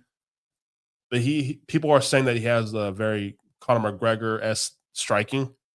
So he's very load up on the shots and kind of finding that one shot. This one's very hard for me to call. I like Zalay's game a little bit more, but I wouldn't be surprised if Nakamura finds the chin of Szalay. But for right now, for this pick, I'm going to go with Sebastian Szalay to win this fight, and I think it's going to be. I'll go knockout as well. All right, we go to the lightweight division, where we have Kim Sang-uk, the plus 124 dog, take on the minus 148 favorite Dom Marfan. Dom Marfan, he has a full MMA game. Long kicks. He loves his kicks. He has really nice clinch work with the knees as well. He has a really finish upside here in this fight as well. Good BJJ, finishes on the ground. I think he really hunts for finishes when he gets this fight to the ground. With Kim, though, I think he looks a bit more well versed in the grappling. He looks heavy when he's on the top as well. When he gets this fight to the ground, he has a bit of that old man strength. When he fights, just watching the tape back on Kim. I don't know, man. This one may f me up, but again, this is just Road to UFC, so I'm gonna go Dom Marfan, but I would not be surprised if Kim pulls this upset. So all right, let's jump right into this. I was gonna say, let's get to some names we know. We're gonna go to the featherweight division, back to the featherweight division, where we have got the plus 180 dog, 13-4-1, Genghis Khan Ofli. He's going to be taking on the minus 218 favorite, 26-5, Zayi or Ziyah, depending on where you're looking. I think Yizha is way too big of a favorite in this fight. Like his wins are not impressive to me. Or his one win in the UFC against Weston Wilson. Weston Wilson might just be one of the worst fighters that the UFC has ever signed. I'm so sorry to Weston. My bad, man. But the man has no chin. Like, chin is absolutely terrible. He wins by knockout. So I feel like the resume looks good for Yizha. Has an arm bar submission, which I think are very rare to catch arm bars for males nowadays. Because people are so privy to it, I feel like, in the submission game. But I don't know. Con Ofli, now, you can say the same for Con Ofli. But I feel like he's fought better competition in the UFC. Losing to Myron Santos, who's looking like a fucking beast right now, Santos is, that was the finale for the UFC Ultimate Fighter in that season. Naimov, just a wrestling heavy Naimov. But in his last performance against Ricardo Ramos, now he got the back of Ramos and submitted Ramos, and I think he looked good, man. Like, I think we saw improvement in Ofli. I don't know, man. I hate the price tag on the favorite of Yizha. Like, I just cannot trust it. I know I try not to go off betting lines. That's not the way I do things, but when it's that big, and the betting line is that wide, I'm like, nah, bro. I can't trust that. So for this year of 2026, I am looking more into betting odds for you guys in the lines, kind of my pick. I am kind of doing a new thing where if I had $100, who would I feel more comfortable putting my money on? I'm going with Con Ofli. I'm going to go underdog, man. And I think it may look like a grappling heavy fight, could look like a slow paced fight. but I think Ofli can explode when he gets in close in the striking. And I think he has the grappling to be competitive against Yizha. So I think this is a Ofli decision. I think it's going to be a 29-28 decision type. But give me Ofli, man. And he's training with Jack Jenkins, man, my guy. So give me Ofli by decision, man. And then he's a plus 170, what I see on DraftKings got him at a plus 180. Yeah, plus 180 on DraftKings. Yeah, and to see Yizha at a minus 2 something, like, nah, bro, that should never be something, bro. That should never. My Caesars has him as minus 205. That should never be. So, give me Ofli, man, dog. All right, let's get to the prelims. Also Paramount Plus. We start off within the welterweight division, and we keep it going with the local fighters. That's the thing with all these, with the Sydney cards, and I think that's one of the things that frustrates me with Sydney cards and having all these Australian and New Zealand champions and shit, is like they force. Same with the British cards, the local talent, the China card, the Macau card, and I was like, they force feed us the local talent because it's just easy. And I'll tell you this: Australia right now for talent is like, it's rough. The decline is. They had you are as big as city boxing fan as I've ever met, and that was the glory of the New Zealand Australian renaissance of MMA, and it came and it is going rapidly, and Volk is holding it up right now a little bit. Kai Kara missed out. The biggest fraud in MMA history is now going to main event again, for fuck's sake. I'm just gonna get him out of here. And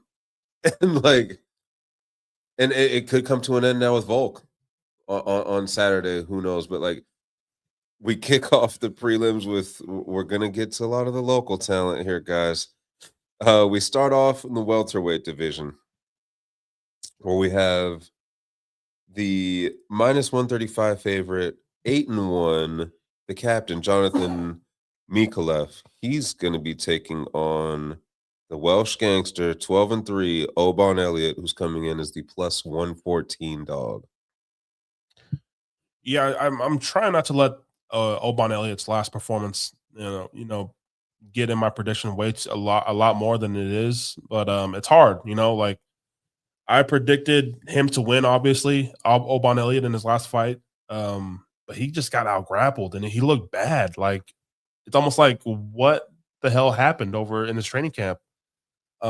Because before that loss, he fought Basil Hafez, which is not saying much, but against his performance against Preston Parsons, like, this guy looked like a good fighter, man. And like, his last fight is like, bro, what happened? What were you guys doing in training camp? Because that was awful. And his opponent, Jonathan Micallef, like, he doesn't do too much. Now, it's saying he has a lot of finishes, but this is all UFC Contender Series, trying to get into the UFC. When he finally got into the UFC against Kevin Jousset, he has a really good body kick and a good left straight, which can be effective here. But I don't know, man. This is a tricky fight to call. I am leaning more towards the Welsh gangster and Elliott, if I'm being honest with you. I just don't trust a Jonathan Micallef just yet, man. So I'm gonna lean the slight underdog here. I'm gonna lean it right. So yeah, give me Elliott. I don't feel too comfortable with this pick, but it's how I feel right now with the video. So I'll go Elliott by decision. Right, up next we go to the middleweight division. Another local. The minus 155 favorite, or actually, sorry, minus 140 favorite, according to Caesars. 8-3, Jacob Mamba Malkoun. He's going to be taking on the plus 130 undefeated 11-0 Torres, the Punisher, Finney. So I'll tell you guys straight like this: I am not a fan of Torres Finney. Not a fan. I kind of get the hype. What do you guys see? But I'm not there yet with him. Now with Malkoun, he's been off for about 2 years, I believe, or a year and 9 months was his last fight against Andre Petroski. But he's been dealing with a really bad back injury, and he's coming off a layoff. So that's just something to keep in mind if you are betting on this fight. Malkoun's coming off a really bad back injury, and that's kind of worrying me a little bit. I'm not gonna lie. Malkoun can be taken down, but he's hard to keep down. And with Torres Finney's game plan is, he's a really wrestling heavy type of guy. I think Torres Finney could wrestle for 15 minutes and get these takedowns. But again, I'm not crazy on the Torres Finney side, man. So this is a tough fight for me to call. Again, the injury, the layoff just worries me for Jacob Malkoun. But if I wasn't worrying about that, I think he has a lot more tools to win this fight. He has been taken down, but he gets up really well from the ground and has the striking upside. Just a more well-rounded fighter. But Torres Finney just has that wrestling and the grit. Your classic wrestler. I hate it, man. I hate this fight. I'm gonna lean the underdog though. Well, and you gotta, like you say, you two things that are very interesting about the 1 point, right? It's interesting to me that Mamba's coming in off of almost a 2-year layoff, but then steps in against this undefeated prospect and is a 2-1 favorite with a back injury, though. And that's what I'm saying. Which is something that you also have to take into account when you're betting on this fight, a wrestler against a guy with a back injury who's been out for 2 years. Who might possibly be on his back fighting this man off. But also, they know all of that, and he's still a 2-1 favorite.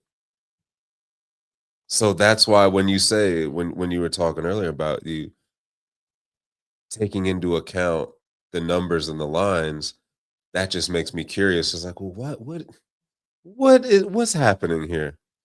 What do y'all think you know? And people, look at the size of Torres Finney, of him being a very short fighter for the middleweight division. But if you look at the numbers here, Malkoun's 5'9" and Finney's 5'8", and Finney has a longer reach.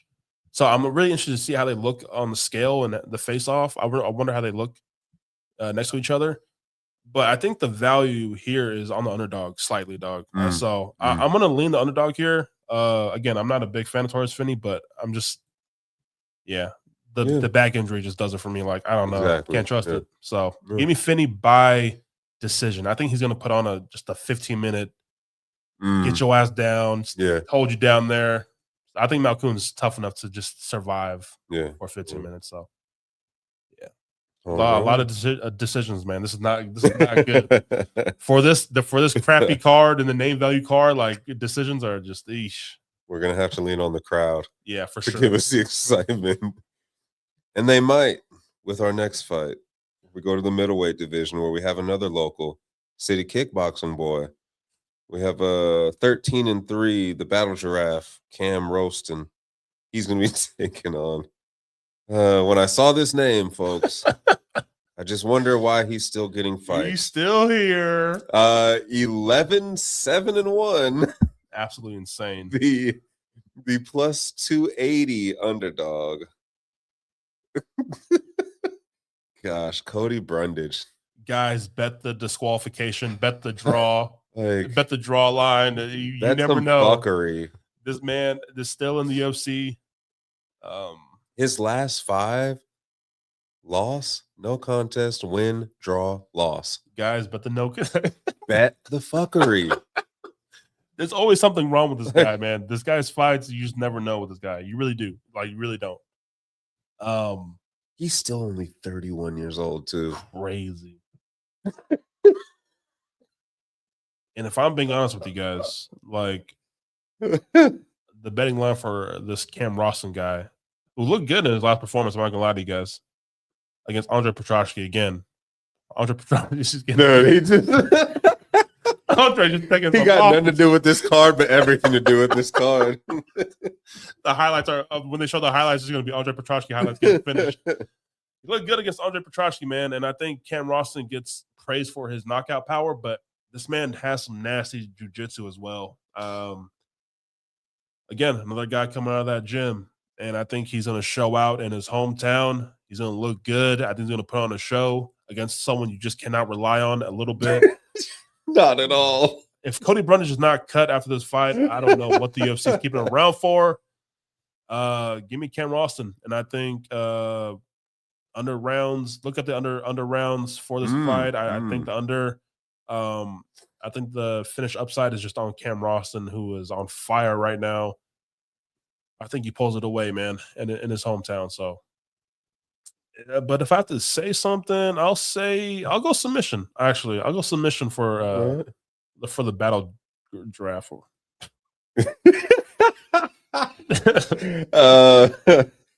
No, we come to again. I will put gigantic. Oh my god! I will put just haunting our dreams. The top. You see that last name? Oh shit. So again, I will. I'll put air quotes around this one. It's the main event of the prelims. We have local boy. We have 6-4. The juggernaut, allegedly. That's crazy. Plus 180 dog, Junior Tafa. He will be taking on the son of Susie, 9-2, the minus 220 favorite, Billy Elekana. Susie. Listen, guys. 2026. Come on, y'all. Man. What are we doing? I'm never gonna pick a Tafa. Oh my god! Man, so, but that's the thing. This is what I mean, and this is what I say. Force feeding. You're force feeding, and we're lucky that fucking Justin sucks, or else it'd be him fighting on the main card at heavyweight instead. I think he was on the main card, and then he. Oh my god! Of course he was. Tafa boys, man. But listen, man, I'm gonna make this short. Give me Billy Elekana. I just no need. Just it's crazy because they talked up the brother of Justin and Junior of being this kickboxer. Yep. We expected a lot more from what he's given us in his UFC run. He was 205, so he was gonna have to be in shape and be bro. He's not disciplined enough at middleweight, so here he is. So yeah, at light heavyweight, I think this is the wrong division for him. I just think he's too small, too weak at 205. Now he has almost finished people, but he's a one-round fighter, and I'm not ever going to say a Junior Tafa. So give me Billy Elekana to win by submission, though. Oh man! After all of that, folks, that'll take us to our main card. Yay! Where we will start off in the lightweight division with someone who ended 2025 with a bang, and now I'm curious to see what kind of push we may get here in 2026. We have the minus 850 favorite, 10-1, killing Salkilld. He's going to be taking on the plus 500 dog, 18-8, Jamie Mullarkey. Guys, if you guys are saying that's a crazy line, it's not. Jamie Mullarkey really depends on his durability and his chin, but he gets hit way too much for my liking. And what I just seen this kid Salkilld, what he just did to Hackbrast, give me Quillen Salkilld to finish Jamie Mullarkey. And this guy is dangerous at 155. And he's huge. This guy's a big lightweight, and I think this is the fresh face that this division needs. He's creeping up. Give me Quillen Salkilld by knockout in round 2. Right, that'll bring us to heavyweight and not Justin Tafa. Woo! However, oh boy, we do have someone that is, in my book, starting to get Tafa adjacent. If we're being honest, we have 14-8, the plus 240 underdog, Bam Bam Tuivasa, who legit a couple years ago could have been in the mix for the heavyweight title, which is crazy to think about. Taking on, coming off of his first career loss to the fraud heavyweight. We have 8-1, the minus 300 favorite, Talison Teixeira. Can Teixeira get back on track? Guys, I was worried about Tai Tuivasa making weight. Dude, I was gonna say the same thing. Because last year when they panned to him in the crowd, this man was huge. I'm talking about maybe plus 400 pounds. I'm talking he was huge. Can't get back down to the heavyweight limit, dude. I was talking about I think he's done with his fighting career type big. He was huge. But he has other businesses outside of fighting, so the money's nice, I'm sure. I think the break was needed. He did an interview with Volk and another fighter. And he's talking about, he had a nice break and he needed that layoff to just, get right. And I like that for him. He has been training with Gon, I believe, sparring rounds and stuff like that, which I like for him as well. He's getting out and just, looking at new angles and, maybe caring about fighting a little bit more and maybe getting motivated for his comeback, which is now. Now, I expected a lot more from Talison Teixeira. I'm not going to lie to you guys. And the way we just saw Derek Lewis look last weekend, and to think that I think this guy has changed, I don't think so. This guy has tall man defense where he leans back and just think his chin is going to be out of the way. Your chin way exposed. And with how I think Bam Bam can get in that fight range and just throw some shit, I'm taking the value on the underdog here, man. Give me Bam Bam to knock out Talison Teixeira and give me the shoey celebration. I think Bam Bam is back. I think Teixeira is overrated. I'm taking all that, dog. I love the big man defense because you're absolutely right, and it's tailor made. It's for Bam, because Bam Bam's not scared to get in there and close distance with a bigger fighter. And this is a Derek Lewis who had bad knees and was reaching, and it caught him. Come on, man. This is borderline like a mirror of the Derek Lewis match. This is honestly let's see what you learned. Exactly. And I don't know, man. I think it's gonna take a lot for you to think that, I'm out the way. That tall man defense doesn't go away for a lot of tall people, man. Especially for the Derek Lewis, the Tai Tuivasa, those heavyweights who are willing to just duck their head and throw that big looping one that'll connect with your chin as you're just getting it, all it takes is a little bit to touch it, and that's a wrap. I think the value is there for Tai Tuivasa. I think the finishing upside is there for Tai Tuivasa. I think a motivated, well-rested Tai Tuivasa is going to be dangerous. And again, I'm not impressed with Talison Teixeira. You're not going to put him out. No. Teixeira's not built. He's not going to put him out. So what's the road to victory? You're going to have to kill this man, Tai Tuivasa. Is he going to point him for 3 rounds? Exactly. What? So there's just too much good value here. You're going to have to sprinkle something on Tai Tuivasa to win, just straight up. But if we're okay, so I have, again, I use Caesars. Caesars has Tai as plus 300. A KO plus 325. Oh, shit. Yeah, bruh. I like that a lot. Sprinkle me, man. Sprinkle me, man. Boy, I got the sound pad ready. I'm gonna push it again. Sprinkle me, man. Sprinkle me, man. You heard what Earl said, dog. Quit playing. Dog. Yeah, bro. It's time. I'm going Plus to underdog. 325, man. I'm talking value, guys. Value. That's great value. That's great value. So we just said all that without even knowing that the value was that great on it. I'm not impressed with Teixeira just yet, guys. So give me Tuivasa knockout. Frog check weekend, baby. Round one. Teixeira. All right. Up next, we start sorting out the lightweight division with two potential bangers. I think this is exciting. Is your fight of the night. This is exciting. If I'm being honest, I think the next one has potential to be a snoozer.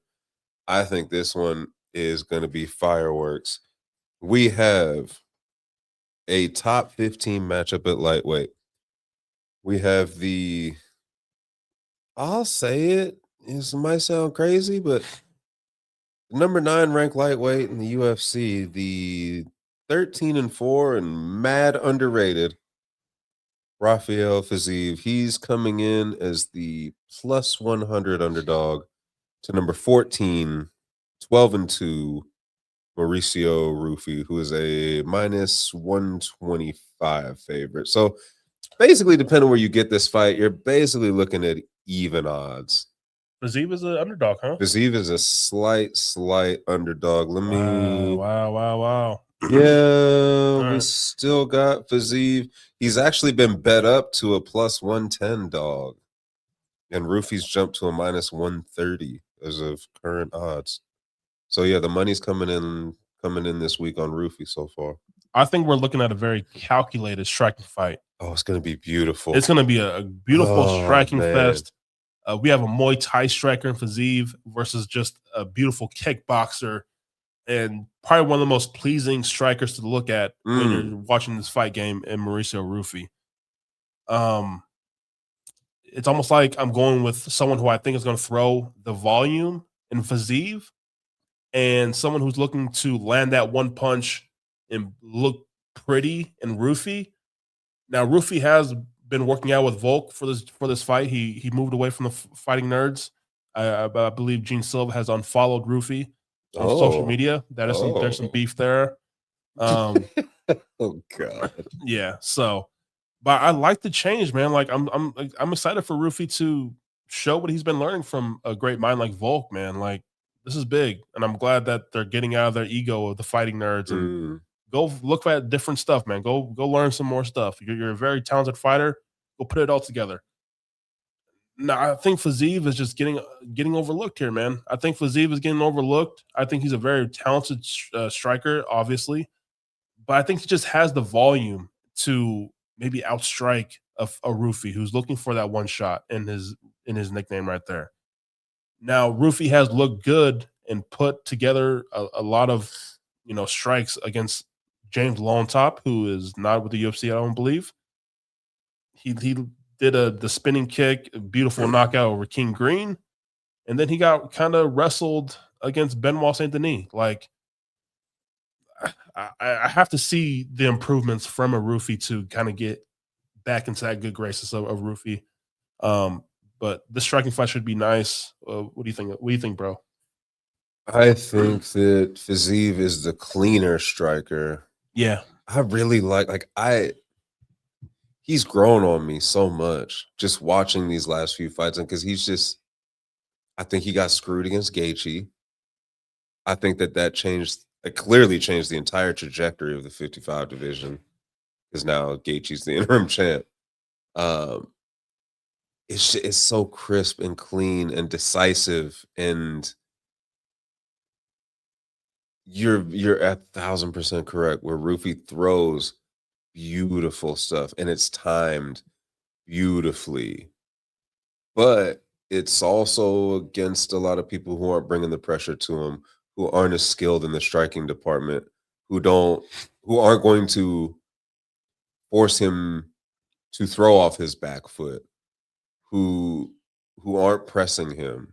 And when we saw that with the BSD fight, I mean, Fiziev isn't going to press him the same way as far as like the takedowns and such, but it'll be a different.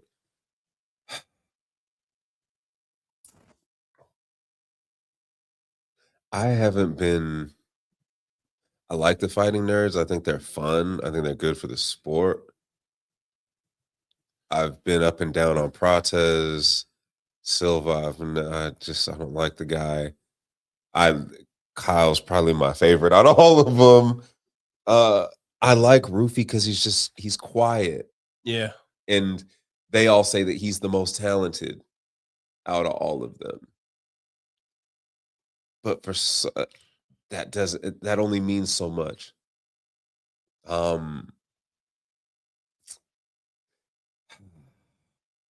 This one's tough because I think it's fight of the night. I think Fiziev points him. I think if Ruffy wins, I think Ruffy's route to victory is like is a knockdown or something. Because I don't think he's going to get him out of there. I don't think either of them are getting out of there. No, I don't think so either. I don't think there's going to be. I think there's going to be a lot of great technical, crisp striking and stuff. But I don't think there's going to be like that knockout blow or the roundhouse kick or you're not going to catch either one of them sleeping with. You know, both of them are very, very defensively like really good. Like the lean backs. Yeah, they know they see shit coming. They're strikers, man. They are pure strikers first and foremost. I will be shocked if a takedown attempt. Like, that's not what we're gonna see here. But I like Fiziev because he can get inside and throw some shit in the clinch and make Ruffy fight in a brawl state. And I think that's where I'm kind of leaning is the fact that Fiziev will be. I feel like he'll be more active as opposed to the timing that Ruffy is very patient. He's timing. It's landing that shot, that kick. Like, he's not gonna let you do that. That's not gonna be the fight that you can fight with him. So I think that's why I slightly lean towards Fiziev. Yeah, me too. I'm gonna go Fiziev by decision here. I really like the fight though. I think it's gonna be a great fight to watch, man. Great fight. Next we will go to the that's the weird thing, right? This is the co-main event. Crazy. Where we know why though. Yeah. It's City Kickboxing. We have the number 6 ranked lightweight in the UFC. 24-13, Dan the Hangman Hooker. He's coming in as the plus 260 dog to a guy that, man, people are really high on him for 2026. Maybe I'll get there on Saturday with him.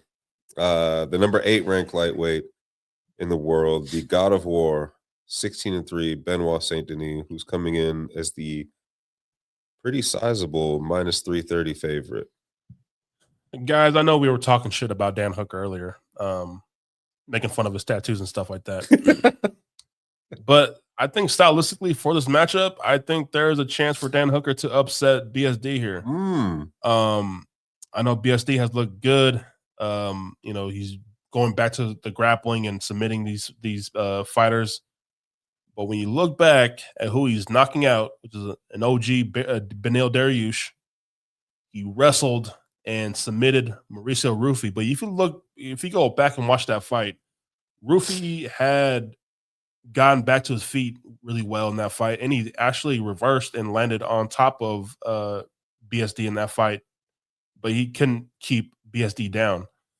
And then before that, BSD struggled with the Kyle Prepolek and the striking. Like Kyle Prepolek was landing some good shots on BSD. That's why BSD was scrambling to get that fight to the ground because he couldn't handle the onslaught of striking. So you break down these fights, and it's almost like I think Dan Hooker has some way here to upset a BSD. Now, I know it's easy to look at Dan Hooker's fight style and his record and just pick it apart and say he's not going to do good in this fight. I get it. But he's being submitted by some of the best grapplers in this division, and Arman Sarukian, Khabib, not Khabib, Islam. You know what I'm saying? I get it. And then the Arnold Allen knockout, him trying to move down a weight class when he was trying to find success at another weight class in his life, his midlife crisis, I would say. Doesn't look good. I get it, guys, but I think he has decent to good takedown defense against someone's takedown offense. I just kind of don't believe in it when he's facing adversity in BSD. I just think stylistically there's some light for Dan Hooker in this fight, man. I'm not counting out Dan Hooker. He may be fighting off some takedowns a lot in this fight. Where is he going to land his striking at and get some points? That may be the way I look at BSD of like maybe BSD by decision, because he's just spamming takedowns when Dan Hooker is being successful in the feet and striking. Kind of like the Gamrot fight. Because he barely won that fight. Split decision. His last 2 wins are split decisions. So it's getting close, but I just think there's value here on Dan Hooker. I'm gonna, again, like Drew said, and he totally stole my thought, is like I'm not quite there with BSD. No, everything's looking good for him lately, but I'm just not quite sold on like him as a fighter just yet. And I think shit gets rough for him the more he moves up and fights harder opponents. So I'm gonna pick BSD, but I'm not confident in it. But I may sprinkle me, man. Something on Dan Hooker to win this fight, man.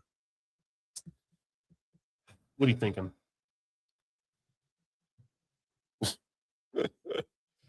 Hooker by submission. Late. I love it. Spamming takedowns, like you said. This is more about, again, and I know it's crazy and I sound, but like as much as I talked about Hooker earlier, this is more about BSD than Hooker. Yeah, it is for me too, man. Like, just like I know it's not fair, but like if I'm being honest, BSD lost me the Poirier fight. That Poirier fight, I was out after that. I was like, all right, this dude's a fraud. I didn't think he deserved the fight to begin with. Yeah, and then he followed it up with the Moicano fight and all that, and the stuff like got his ass beat. Yeah, but people bring up the what if that fight kept on going, he would have capitalized, but we don't know that, and it didn't. So it doesn't. That's a moot point. Yeah, it doesn't matter. We can play the what if game all day, but still it doesn't change the Yeah, that's. I get it. Again, what if Fiziev would have gotten that decision that he deserved over Justin Gaethje? Like, I as much as I hate to say it, like I don't put a lot of stock in the Benny win, the Ruffy win. Like again, this is more about BSD than it is about Hooker. I think Hooker has enough to last and to hang around. And if BSD wants to get to the ground, I can see something crazy getting thrown up there in the end. He fights crazy in front of the home crowd. Like, again, this is more about me not believing in Benoit Saint Denis as a contender or even top 10 lightweight in the world. I've never been a believer of his. I don't think Saturday's going to change that, win, lose, or draw. Give me Hangman. Yeah, man. Love it, man. I hate to say that shit, but give me Hangman. And then give me Hangman and Paddy later this year. Nice.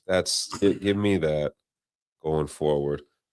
All right, another fight that I'm not too excited about, that I don't know, that the god dang champ wasn't even happy about himself when it got announced. Like, it went on wax and recorded himself talking about how disappointed he was. But here we are. We have the champ, the featherweight champ. I'll wait for that question after the fight preview. But we have the featherweight champ, 27-4, Alexander the Great, Volkanovski. He's the minus 148 betting favorite according to DraftKings. Crazy. He's gonna be taking on the number 2 ranked featherweight in the UFC, 27-7, Diego Lopes, the plus 124 underdog in a rematch of a fight that lost me a lot of money. Oh, one of the most shocking featherweight fights I've watched. Man, so the betting odds are very interesting in this fight. These are kind of the same odds from the first fight when they first fought, and with how Volkanovski looked and how he kind of dominated, I think 1000%. I know that Lopes had that one knockdown, and but for the rest of the fight, I think Volkanovski did his thing, just kind of outsmarting a brawler. And to see the lines this close is kind of crazy to me. It kind of has me questioning what do they know, you know what I'm saying? So again, what do we learn from a Gene Silva Diego Lopes fight? Like I think he knocked out a guy who was coming forward, or Diego Lopes knocked out Gene Silva, who was coming forward like a dumbass, and he threw up a Hail Mary spinning elbow and he knocked him out.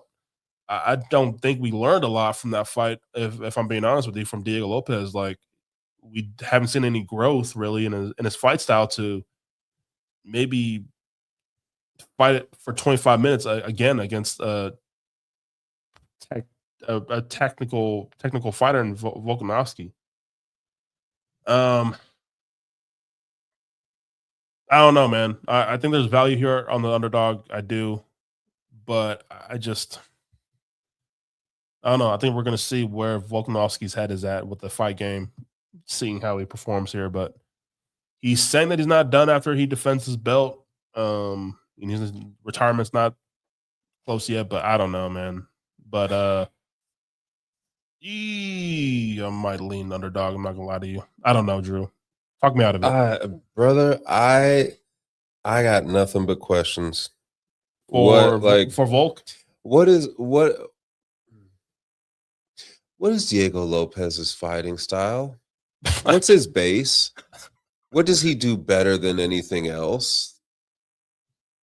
He's just, you said it, he brawls. He just goes out there and brawls, and he's got good jiu-jitsu or whatever, and he's a decent enough striker. But also, you don't know which version of him is going to show up. And a lot of times he'll let the other fighter dictate where the fight is going to go and how it's going to go, as what happened with Volk last year when they fought. Like, this fight should not be happening. I think that's why I couldn't care less about it, is that Volk came out and said he thought it was going to be Movsar or Lerone. And that's who it should have been. Should have been one of them. Even if you'd have thrown me Aljo and been like, yeah, just throw Aljo. I don't care who you throw. This fight makes no... To you saying John Silva, that main event, that win, yeah, it's fine because it's a name, but like, is it enough to get you back to a title shot that like you have two undefeated prospects who have been putting in work and you got the shot and you did fuck nothing with it? And now you're back here again because of a spinning back elbow against a guy who just fought you recklessly and got into a brawl with you. I know Lopes is Brazilian, but I believe, he reps the Mexico, yeah. I believe Dana just wants something in Mexico. He wants a champion in Mexico. Like, he just wants that give market. The shot to Yair. Then he wants that market to just do great. You know what I'm saying? That's what I think, man. I think Dana just wants a Mexican champion. I don't go to the ladies.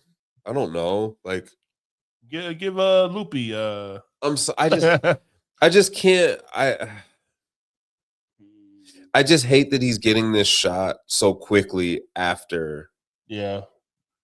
He got one when there are other contenders there that the champion himself was like, wow, I was really surprised at that. When your own champion is saying that, like, that's got to raise an eyebrow, man. Like, this fight doesn't excite me. Because also, here's the thing. If Lopes goes out there and smokes Volk, it's like, yeah, okay. So I won't be I won't be moved either way at the end of this fight, no matter how it ends. I won't be moved at all. If Volk wins, I'll be like, yeah, man, like that's my thing, right? You've done it already. Well, that's what I was gonna ask you during the intro of the fight, is like, is he the GOAT again? Especially if he wins this, is he back to the GOAT status?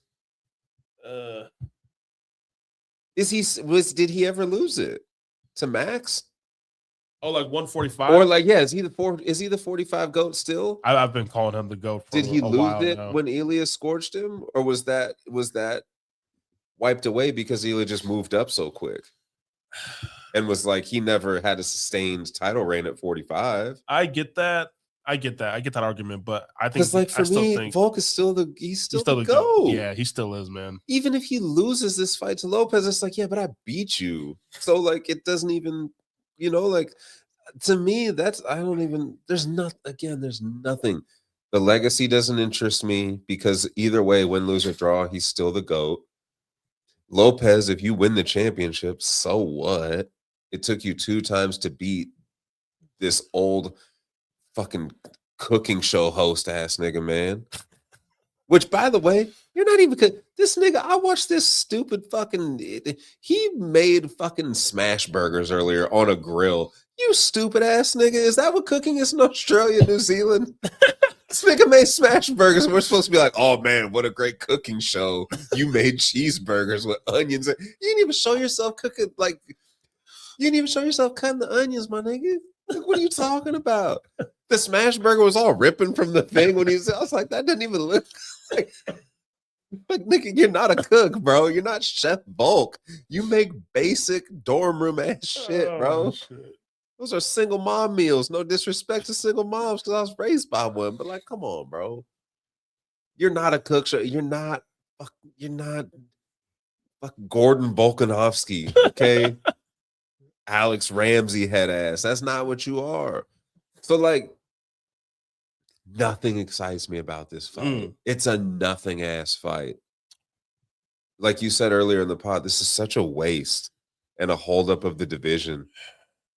And then if Volk is honest and he's like, yeah, I'm not done. We'll say he loses. He can immediately be like, no, I want to run it back. Ugh. Fuck. Because hasn't he earned that? Absolutely. Of course he can call whatever shot he wants. Especially if it's a decision loss. Oh, gosh. Then he could be like, no, I want to spin the block again. Let's go. Like, this fight does nothing but potentially hurt the division. That's literally your worst case scenario for UFC 325. Duh. If Volk loses by a close decision too, and we run this back. Oh boy, that sucks. That's what I mean. Like, this fight is just it gives me no clarity on anything. It doesn't push the division forward at all. I think the second worst outcome is Volk wins and it's like, yeah, I'm just fuck that. I'm gonna retire now. And then it's like, oh great. Now the only thing that works for that is like, okay, well now maybe if you do decide to do Movsar on their own, it can be for a belt at least. But like, there's no upside to this main event. That's why no one was excited about it. No one's excited about the location. No one's excited about being force-fed all these fucking New Zealand and Australian fighters. This is I'm sorry, this is a nothing ass card. It really is. There's some decent prospects for good fights on here, and there's some fun matchups. But from the top to bottom, like, this card has more potential to suck. And like, the main event is the head of it, and I think Lopes wins. That's really all I got. I don't have anything to sell anyone on why he wins, how he wins. I don't even fully believe he's going to win. I could see Volk going out there and smoking this dude's boots for 4 more rounds. Like, but for some reason, I guess Lopes, but I also like, yeah, I'm gun shy on Lopes because, yeah, I picked him last year. I thought he was going to make light work of Volk. Light work of him. And he got smoked. And with the rematch being less than a year, it was 9 months. I mean, 9 months, yeah. Like, I just don't know how much you grow from this. Like, I don't know. You didn't fight someone that would push you. That would push you the way that would give you the IQ and that would give you, like, you just fought a guy that was tailored to your style. Like, so how, like you said, how does that help you grow as a fighter? Yeah, it's almost like picking Lopez is like you're hoping for that knockout punch like he did in the first round, but actually put him away this time. Or just go back, study the tape with your team, and come out and fight. Use a better game plan. Don't be so damn timid. Yeah. Like I just again, it goes back to like what is he as a fighter? What is his game plan? Whatever is his game plan, what is his strength that he can go in there and be like, no, if I can impose my will in this department, Volk is mine. Is it on the ground? Is it standing? It's not cardio. I don't know what it is. I don't know what he is as a fighter, and I think I'm learning that more and more the more that I watch him. Is like, well, no, you're not. I can't depend on you. That loss last year really blew his stock for me. I couldn't. There were very few fights that confused me more than watching Volk getting his ass last year. Just confused the hell out of me. And I just haven't been able to recover since. And I don't know I have no idea what to expect on Saturday. And I'm just picking Lopez because I have to pick someone. Kind of all this is. I would advise everyone to just stay far, far away from this fight. Unless like you're sold one way or another. But I can't. I don't know. Lopez because I have to. Lopez by decision because I have to. That's my pick. I'm either going Volkanovski decision or Lopez knockout. Knockout, yeah. I'll ride with the underdog here. I'll go with Drew on this one. I'll go Lopez knockout. Very hesitantly. Yeah, I don't know, guys. Flip a coin. I don't know. Yeah, I mean, again, stay away. The Tapology community predictions: Volkanovski 69% and Lopez 31% for predictions for this fight. So if it does anything for you, Volk decision is plus 135. A Lopez knockout is plus 300. Those are for both fighters. Those are the best odds you get on the finish. Yeah. Okay. A Lopez decision is plus 525. So they think for sure that that's the route to victory for him is the knockout, and for Volk, it's by decision. Well, we've seen Volkanovski in rematches just look amazing. So I don't know, man. I don't know. Again, there's no question. Do you think he is the better overall fighter with the better game plan and the much higher fighter IQ? He proved it 9 months ago because it's the same opponent. So we'll see in these 9 months if Lopez has looked at that and been like, okay, this is what we need to do moving forward. If his team has it, whatever. Like, I think that's going to be a telling thing, maybe, is the adjustments for the second fight. Because if Lopez just comes out timid again or like, gunshot and lets Volk, then we know, like, oh, yeah, you're not taking this shit serious, bro. Yeah. You're just going to, you're okay being a top 3 featherweight in the world, and that's it, never being champion. And that's fine. There's a long career in that. But I can't believe in that. So I need to see a lot. Yeah. All right, guys. That's the end of our episode. I'm going to leave timestamps in the description below because you're definitely going to need them. This is a 2-hour podcast. But I will give you my final picks for UFC 325, starting with the prelims. I'm not going to do the UFC or rugby UFC, guys. Sorry. You shouldn't have to go back and watch We're that. starting with Genghis Khan. I'm going Ofli, dog number 1 plus 170. I'm going Elliott, underdog number 2 plus 110. I'm going Therese Finney, dog number 3 plus 125. We're going Cam Rowston, Billy Elekana, and then in the main card we're going Quillen Salkilld. We go on dog number 4, Tuivasa plus 300. And then we're going Rafael Fiziev, dog number 5 plus 105. And the co-main, we're taking BSD, and then Drew's taking Dan Hooker.